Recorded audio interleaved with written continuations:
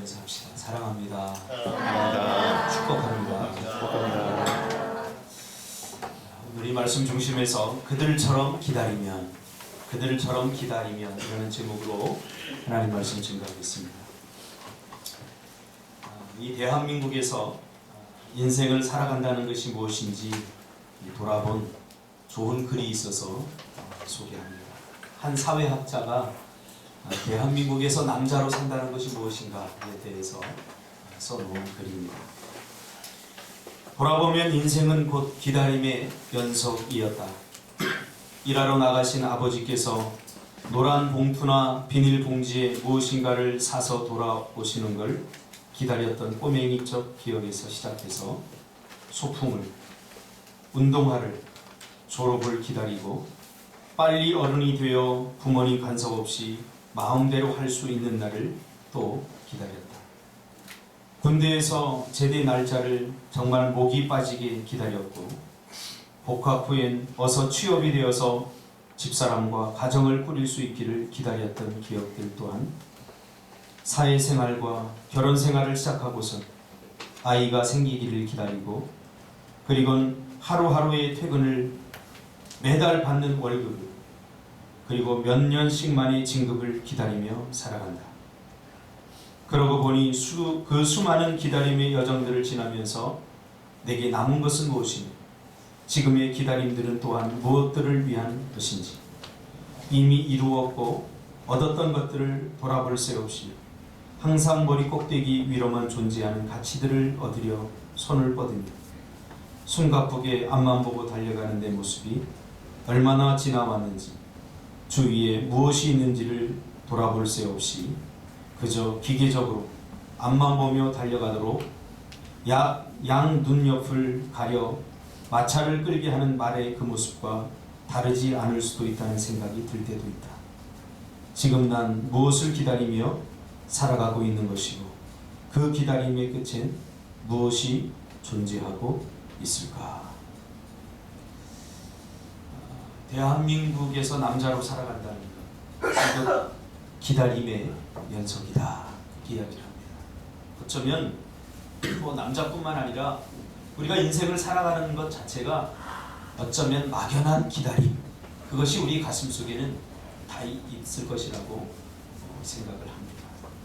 그렇다면 요즘 여러분들이 기다리고 있는 것은 무엇입니까? 무엇을 기다리며 어떤 것을 기다리는 낙으로 살아가고 있습니까? 신앙은 조급증을 버려야 됩니다. 조급함, 이것을 버려야 됩니다. 우물에서 숭늉을 찾아서는 안 됩니다. 우리가 인생을 살면서 가장 먼저 배워야 될 것 중에 하나가, 가장 중요한 것 중에 하나가 저는 기다림이다, 이렇게 생각합니다. 또 성경도 우리에게 먼저 그리스도인은 기다림을 배워야 된다 라고 여러 곳에서 말하고 있습니다. 오늘 본문에는 두 명의 기다림에 성공한 사람들이 소개되고 있습니다. 한 명은 시므온입니다. 이 시므온의 뜻은 이스라엘의 위로를 기다리는 자라고 하는 뜻입니다. 당시 이스라엘은 위로가 필요한 공동체였습니다. 어쩌면 우리 한국 사회도 위로가 필요한 공동체입니다.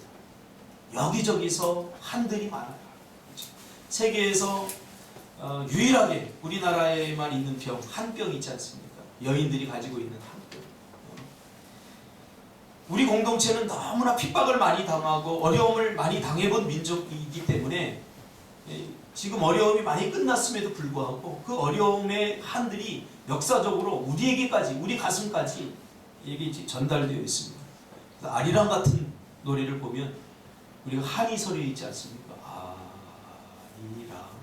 이 아리랑 노래 부르면서 춤이 잘 나오지 않아요. 그렇죠? 이 한이 서려 있기 때문이죠. 당시 이스라엘은 위로가 필요한 공동체였습니다. 나라를 빼앗겨서 온갖 고난과 고통 속에서 자유 없는 민족, 나라 없는 민족의 서름 속에서 지금 이스라엘은 살아가고 있는 거죠. 그래서 누군가 구원자가 나타나서 자신들을 구원해, 자신들을 위로해 줄 그런 구원자가 필요했던 것입니다. 또 많은 이스라엘 백성들은 그 구원자를 기다렸습니다. 그러나 시간이 흐르면서 그들의 그런 소망은 깊은 절망과 좌절감을 안겨줬습니다. 왜요? 기다리는 것은 소망이고 희망인데 이거 언제까지 기다려야 되는가? 이거 마감 기한이 정해져 있지 않는 기다림은 우리에게 얼마나 큰 고통을 주는지 모릅니다. 정해져 있다면 우리는 얼마든지 이겨낼 수 있고 얼마든지 극복해낼 수 있지만 이거 도대체 언제까지 기다려야 되지? 그 메시아가 온다고 했는데, 예수께서 온다고 했는데 처음에는 많은 사람들이 들뜬 기분과 기대를 가지고 기다리죠. 그러나 시간이 흘러가면서 이 기다림이 오히려 더 큰 고통이 되죠. 도대체 언제까지 기다려야 되지? 그래서 한 사람 두 사람 이제는 기다림을 포기하고 살아가게 됩니다.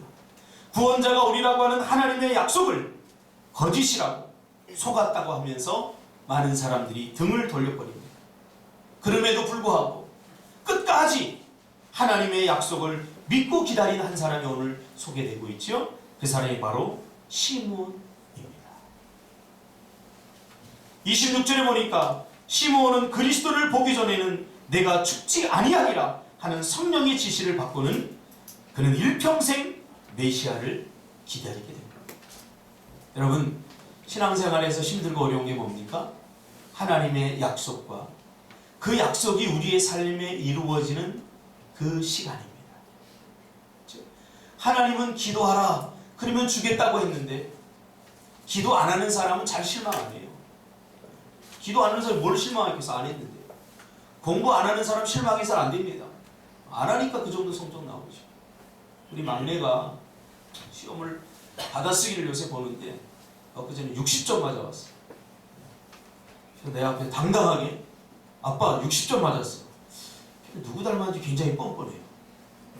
보통 60점 맞으면 고개를 숙이고 숨기는데 얘는 60점 맞았어요. 그래서 너 지금 잘 봤다고 하는 거야? 아니면은 그냥 시험 60점 맞은 걸 보고 하는 거야? 그러니까 이 정도면 잘하지 안 했어? 그러는 거예요. 왜? 그랬더니 공부 하나도 안 하고 가서 아침에 선생님 몇 번 쓰라고 그래서 몇 번 쓰고 봤는데 60점 맞았어.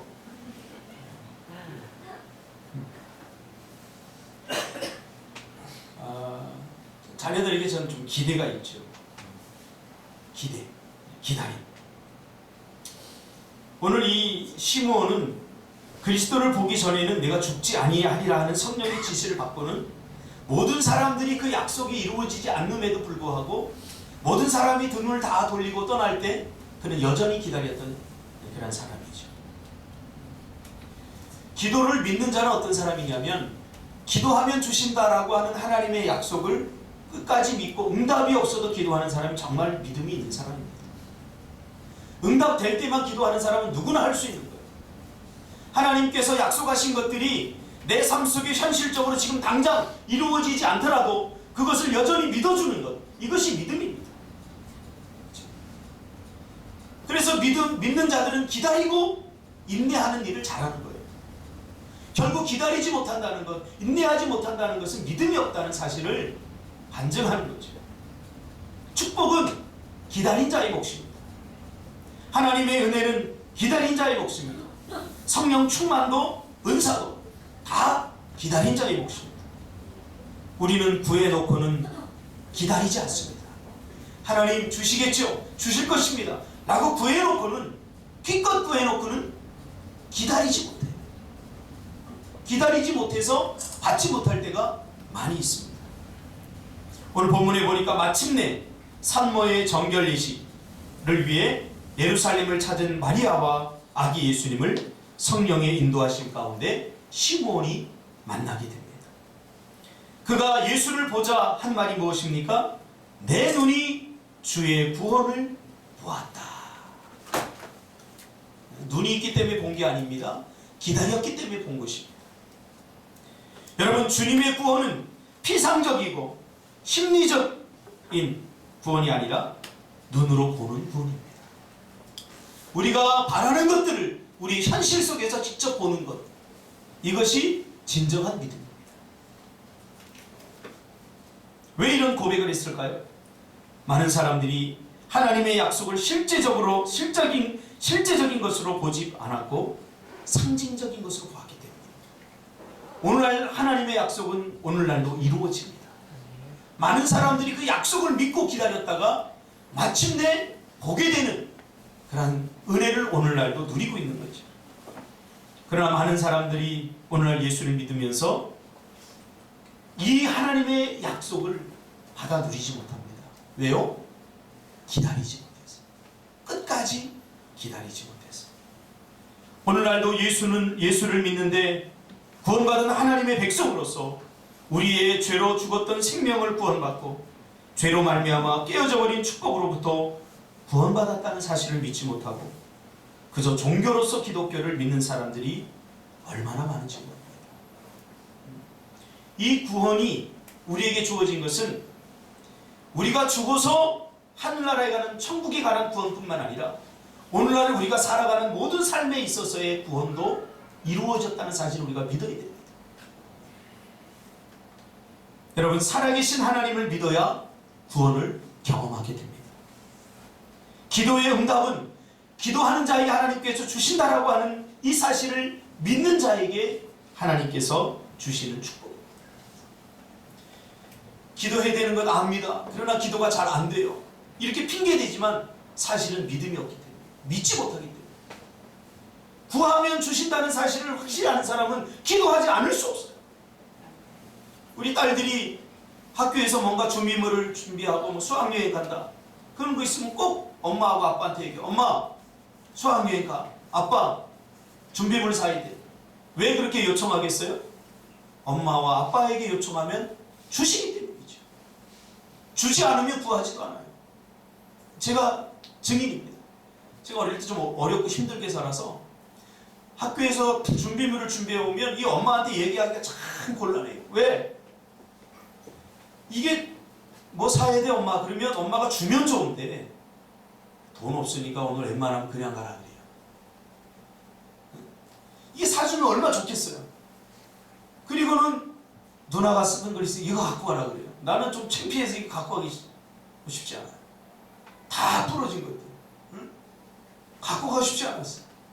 그래서 늘 주시지 않는 어머니에게 제가 뭔가를 주세요 그러는 것이 너무 힘들었어요. 왜? 저에게 상처죠. 주시지 않으니까. 그냥 주면 좋을 것 같은데 잘 안 주셨어요. 예수를 만나고 나서 참 얼마나 감사한지 몰랐어요. 왜? 하나님은 구하면 주시겠다고 약속하셨고 구하면 주셨기 때문이죠. 그래서 어쩌면 내가 이 주시는 하나님에 대해서 얼마나 감사한지 몰라요. 그래서 늘 구할 수밖에 없는 거죠. 구하는데 주신다라고 하는 확신이 있는 사람은 구하지 않을 수가 없는 거죠.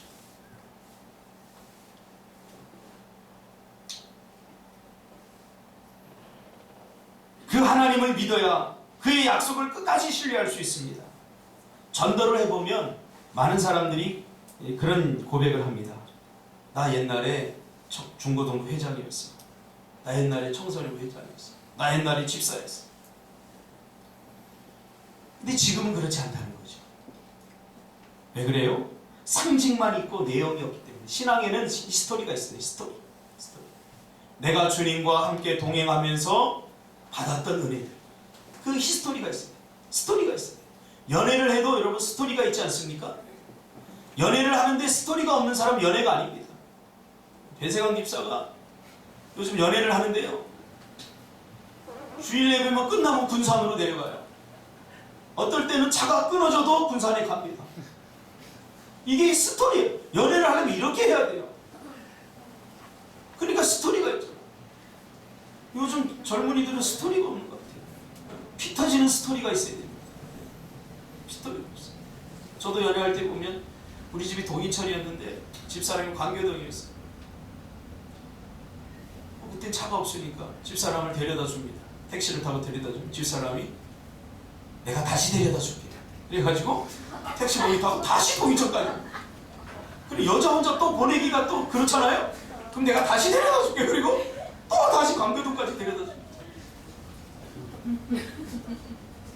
스토리가 있어요. 스토리. 이 스토리는 믿음이 만들어내는 거예요.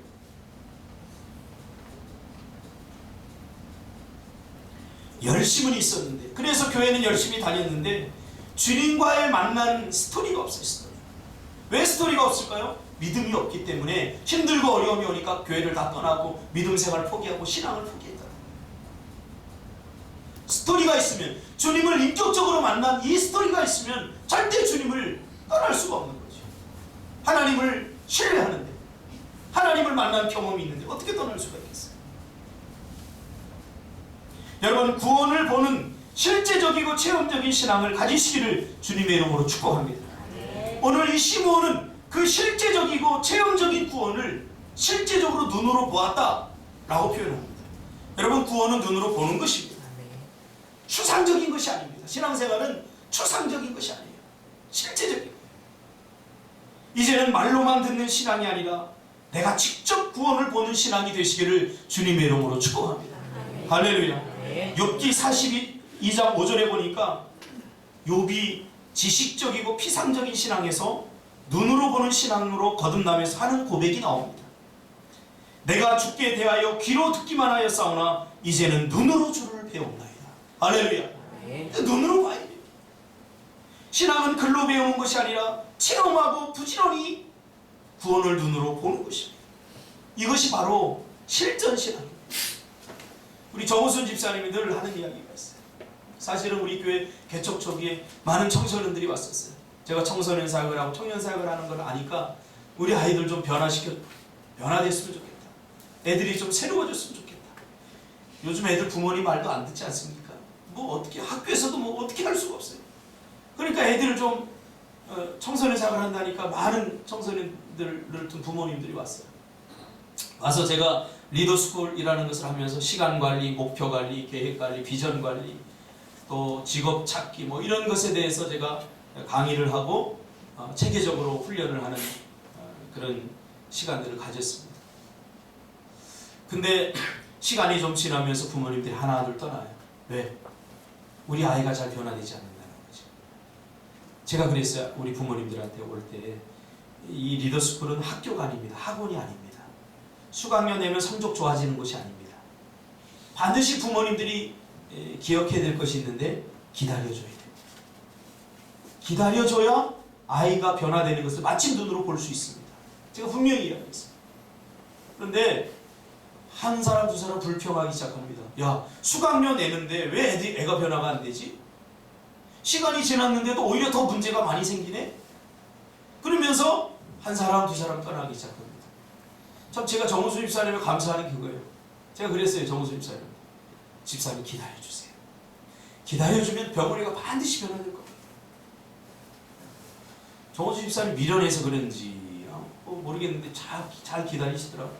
근데 요새는 변화된 그 병원이를 보면서 다 감사하더라고요. 매주 올 때마다 목사님, 병원이가요 요새 학교 안 간다는 말 안 해요. 요새 병원이가요 면허증도 땄어요. 요새 병원이가 늘 그 얘기예요.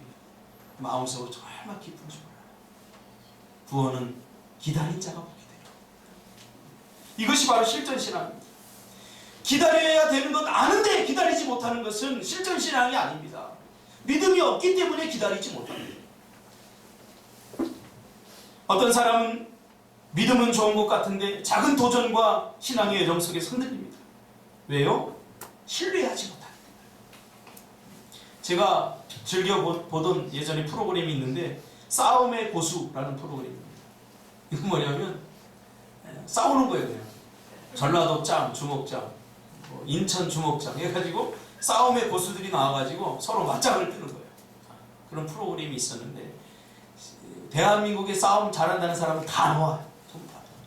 어떤 사람은 뭐 태권도 뭐 7단, 뭐 지리산에서 도닦은 도사들, 축지법 쓴다는 도사들, 뭐 유술 유단자들 다 나와요. 뭐 싸움깨나 했던 사람들 다 나와요. 호언장담을 합니다. 내가 짱이 될 거다. 다 내가 평정하겠다. 그런데요, 싸움에 실제적으로 싸움을 배운 그 전문가들을 당해낼 수가 없어요. 다들 한 방에 나가 떨어져요. 그렇죠? 마음으로는 다 이길 것 같죠. 자기가 뭐 몇 년 돌을 닦고 몇 년 당수 훈련을 하고 그게 중요한 게 아닙니다. 실제로 싸워서 이기는 사람이 싸움 잘하는 사람. 우리 신앙도 마찬가지예요. 믿음이 필요 없는 순간에 정말 믿는 사람이 믿음이 있는 사람이에요.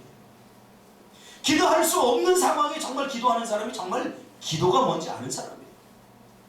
그렇지 않겠습니까? 기도할 수 있는 상황에서 기도하는 거 누가 못합니까? 믿을 수 있는 상황에서 믿는 거 다 합니다. 그러나 성경에서 말하는 믿음은 그런 믿음이 아니에요. 우리가 살다 보면 또 신앙생활 하다 보면 믿을 수 없는 상황이 있지 않습니까? 제가 그랬어요. 개척을 하는데 이 도대체 개척을 할 것 같지 않은 상황이 주어진 거예요. 지금으로부터 8년 전에 개척을 하는데 개척을 할 수 없어요. 돈이 있어야 하죠. 뭐 하다못해 돈 100만 원이라도 있어야 뭐 100만 원짜리 세를 얻고 뭘 하죠. 아무것도 없었어요. 준비된 게 아무것도 없었는데 하나님은 자꾸 하라는 거예요. 믿어지지 않아요. 믿을 수가 없어요. 뭔가 보여야죠. 그렇다고 한다면 하나님께서 돈 1000만 원이라도 좀 주고 2000만 원이라도 좀 주면서 하면 하나님이 일하시는구나 이런 마음을 갖고 했었을 것 같아요. 근데 현실은 그저 막막하기만 한 거예요. 아무것도 눈에 보이지 않아요. 구원이 눈에 보이지 않는데 하나님은 그저 하라는 거예요. 그래서 했어요.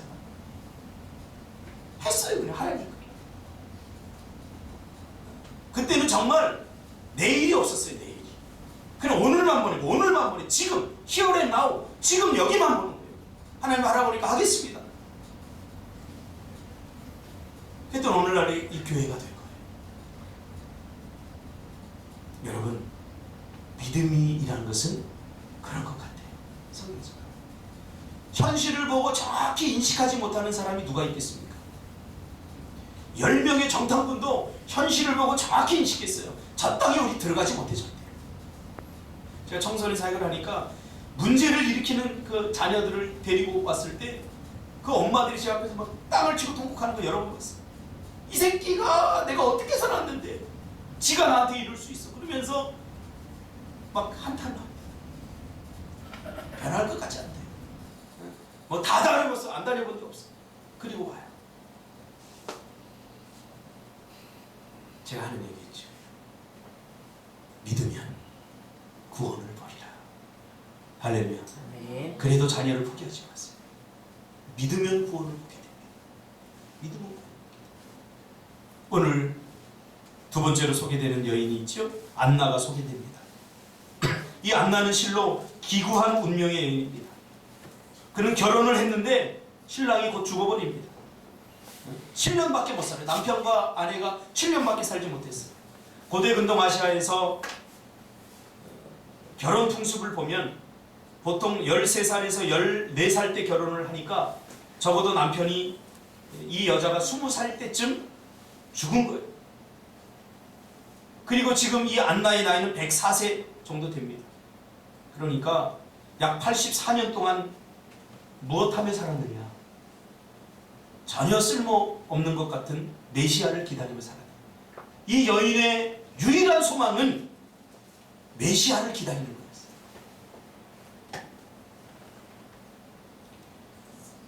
우리는 바라보는 것들이 너무 많습니다.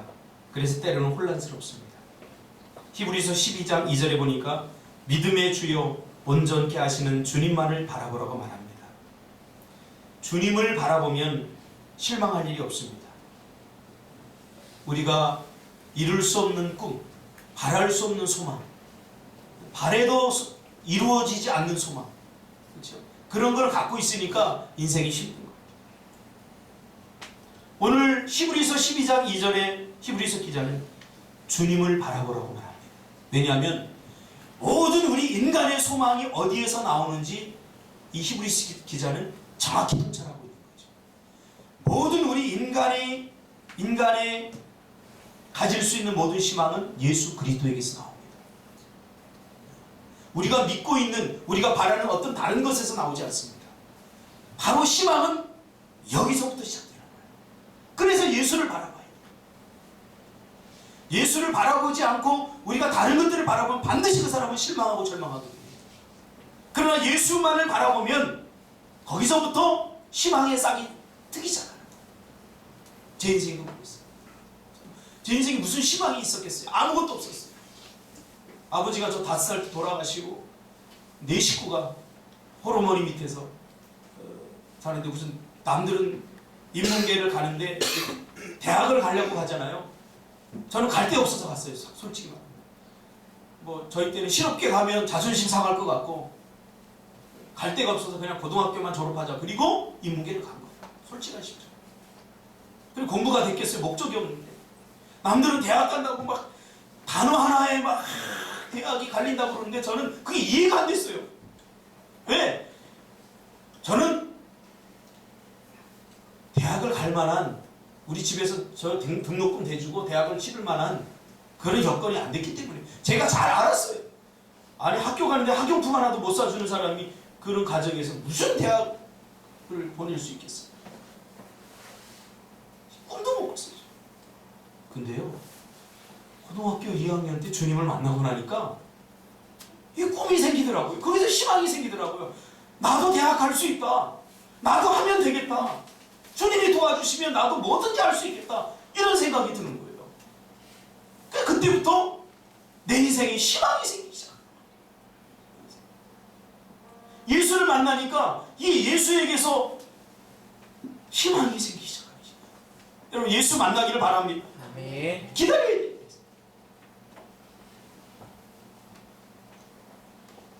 주님을 바라보면 실망할 일이 없습니다. 오히려 힘을 얻고 용기를 얻고 주님을 바라보면 소망이 생깁니다. 왜요? 주님은 당신을 바라보는 자들을 책임져 주시고 희망을 주고 응답을 주기 때문입니다. 기다리십시오. 함부로 안 된다고 말하지 마십시오. 함부로 못하겠다고 말하지 마십시오. 엊그제 집사람하고 이야기하다가 그런 생각이 들었어요. 사실은 우리가 미얀마를 매년 가는데 이게 보통 힘든 일이 아닙니다.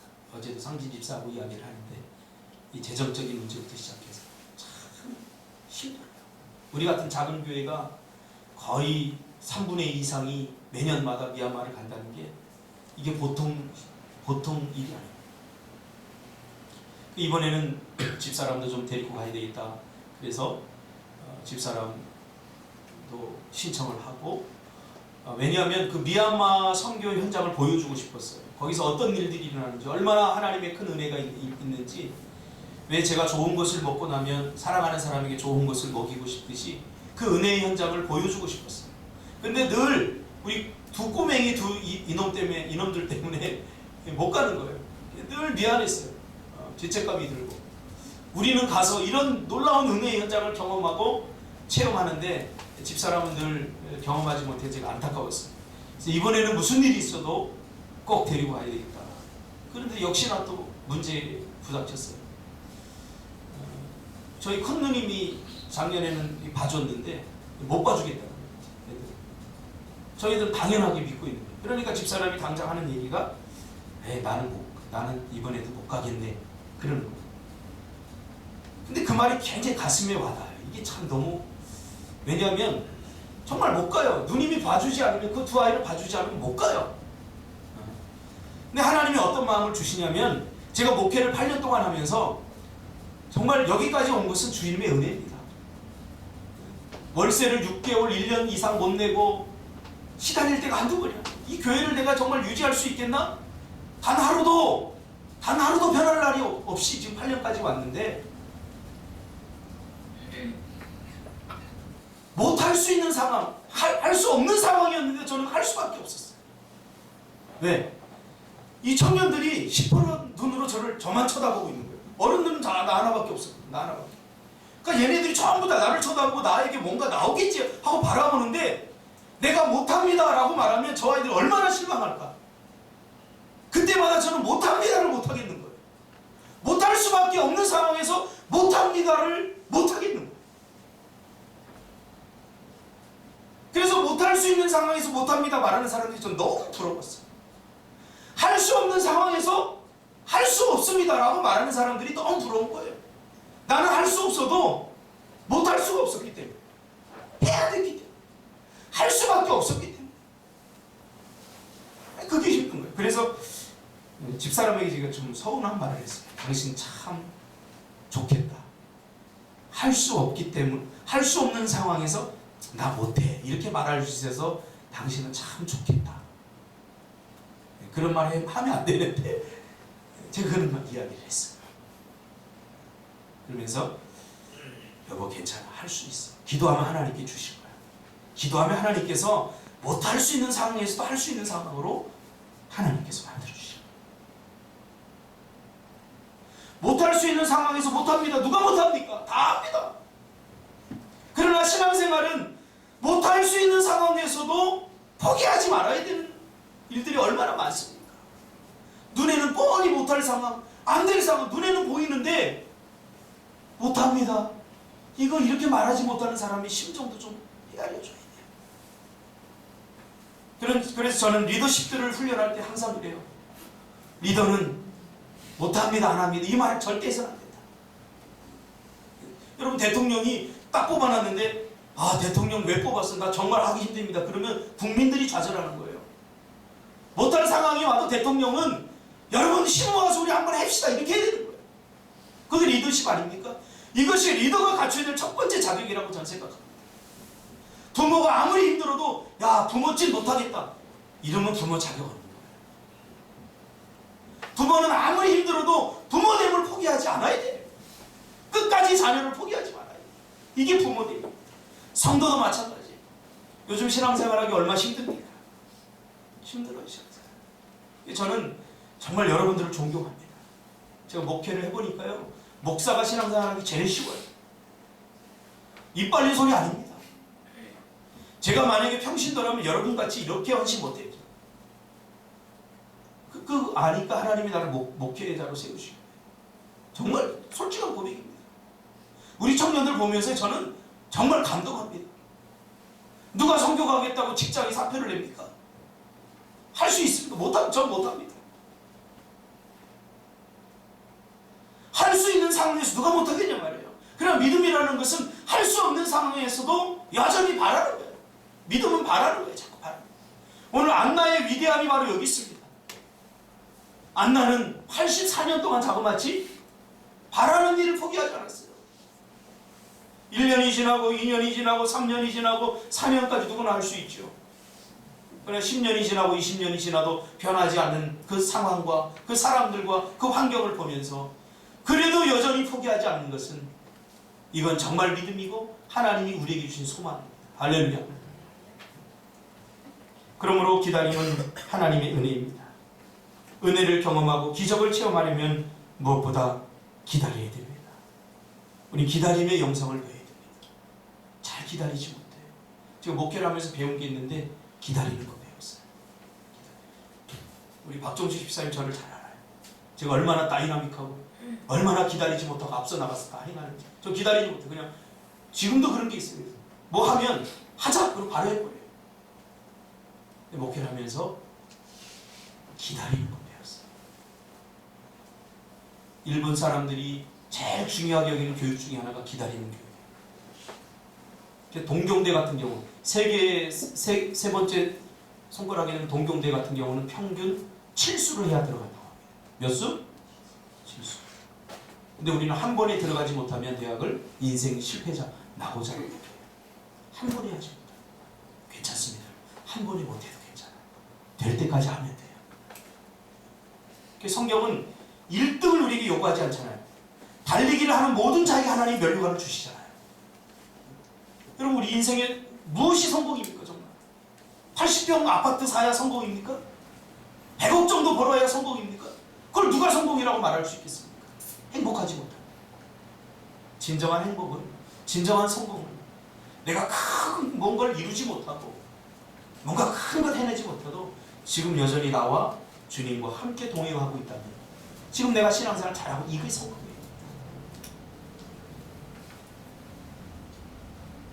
마태복음 20장에 보면 포도원 품꾼의 비유가 나옵니다. 하루 품삯 한 데나리온을 받기 위해서 수많은 사람들이 기다리고 있습니다. 드디어 새벽 6시 포도원 주인이 나타나서는 일 잘하게 생긴 건강하고 씩씩한 김태한 집사를 데리고 갑니다. 그리고 오전 9시에 그 다음으로 일 잘하게 생긴 전상진 집사를 데리고 갑니다. 그런데 오전 12시가 돼서 나타나서는 또 딱 찾아보고는 그 다음 일을 잘하게 생긴 배세강 집사를 데리고 갑니다.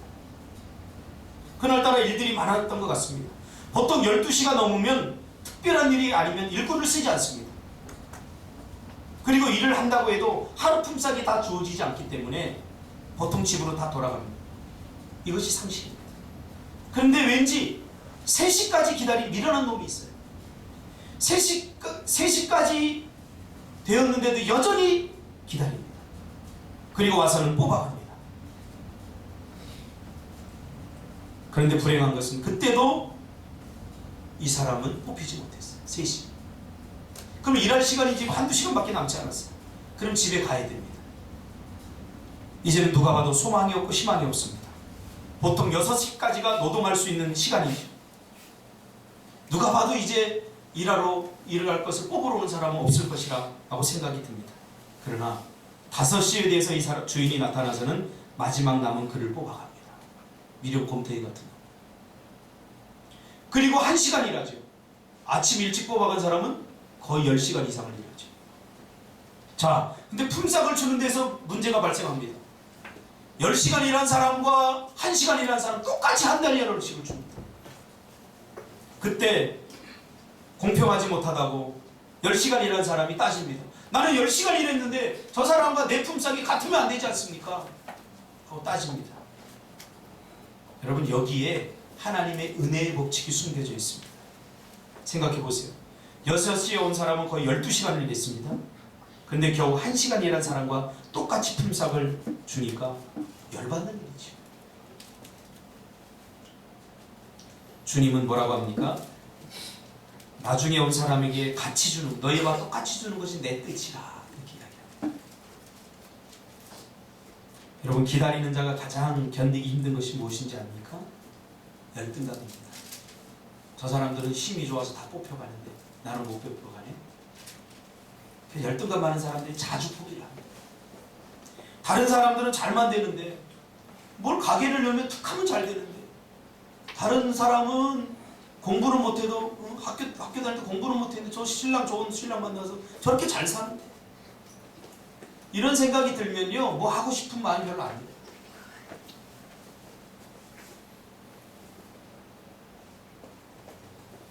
하나님의 나라에서는 기다림이 가장 중요한 일입니다.